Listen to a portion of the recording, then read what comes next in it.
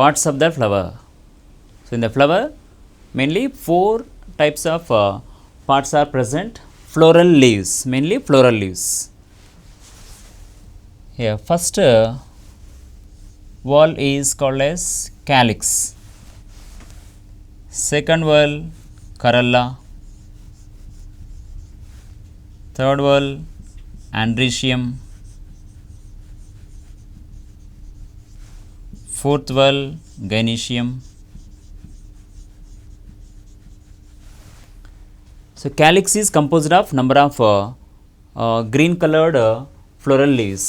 Calyx members are known as sepals. And corolla members are known as petals. Androecium members are known as stamens.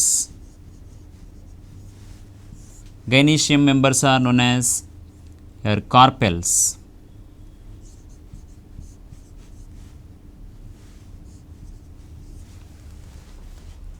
So first two are non-essential organs. These two are non-essential organs, and third and fourth walls are known as essential organs. Non-essential organs, essential organs. They are not useful for reproduction, they are useful for sexual reproduction.